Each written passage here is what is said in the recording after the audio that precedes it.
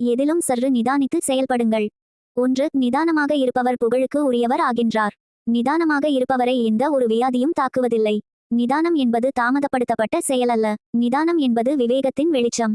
2. நிதானமாக இருப்பவர் உலகத்தின் கலங்கரை விளக்கு ஆவார். எண்ணத்தை கட்டுப்படுத்தியவராக, வார்த்தையை யோசித்து பேசுபவராக, காரியங்களின் விளைவுகளை அறிந்து பிறகு காரியம் செய்பவரே நிதானம் மிக்கவர்.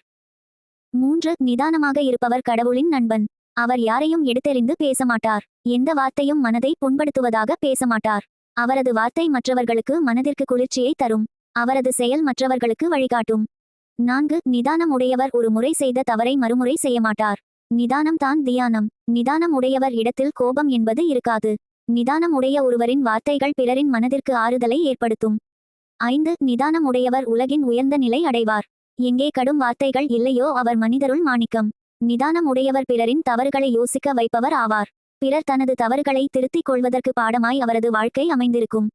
6. நிதானம் உடையவரிடத்தில் நல்லெண்ணம் நிறைந்திருக்கும். பொறுமைதான் நிதானத்தின் அஸ்திவாரம் ஆகும். தீய எண்ணம் உடையவர் காட்டும் நிதானமும் பொறுமையும் அவரது தோற்றத்திற்கும் செயலுக்கும் ஒட்டாததாக மாறுபட்டு இருக்கும். உண்மையான நிதானத்தில் தெய்வீகம் கலந்திருக்கும். 7. நிதானமுடன் இருப்பவர் எந்த சூழ்நிலையும் எதிர்கொள்பவராக இருப்பார். நிதானத்தினுள் அகிம்சை கலந்திருக்கிறது. அகிம்சை சகிப்புத்தன்மையால் ஏற்படுகின்றது. சகிப்புத்தன்மைக்குள் பொறுமை இருக்கின்றது. பொறுமை நிதானத்தை வெளிப்படுத்துகின்றது. 8. நிதானம் மிக்கவர் படிக்காத மேதை ஆவார். நிதானம் மிக்கவர் தன்னுடைய செயல்களால் பிறருக்கு படிப்பினையை கொடுக்கின்றார். நிதானம் என்பது ஆன்மீகத்தின் முக்கிய அம்சம். நிதானம் என்பது தெய்வீகத்தின் தோற்றம். நிதானம் என்பது தர்மத்தின் படிக்கட்டு. நிதானம் என்பது சத்தியத்தின் வாசல். 9. நிதானம் என்பது எல்லா இடத்திலும் அமைதியாக இருப்பதல்ல. தேவையான நேரத்தில் தேவையான இடத்தில் தனது கருத்தை தெளிவாக புரிய வைப்பதாகும். பிறர் இகழும் போது அமைதி காத்தலும் அவர் அமைதியான பின் அந்த சூழ்நிலையின் இக்கட்டை புரிய வைப்பதும் தான் நிதானமானவரின் விசேஷ தன்மை. 10. நிதானம் தவறாத ஒருவர்தான் விதியை மதியால் வெல்கின்றார். நிதானம் உடையவர் தீர்க்கமாக சிந்திக்கிறார். தீர்க்கமாக சிந்தித்து பின் உறுதியாக செயலாற்றுகின்றார். அவரது செயல்பட்டை தீட்டப்பட்ட வைரம் போல் ஒளி வீசுகின்றது. 11. நிதானம் என்பது தீபமாகும். அந்த வெளிச்சம் பலரது அறியாமை இருட்டை அகற்றும்.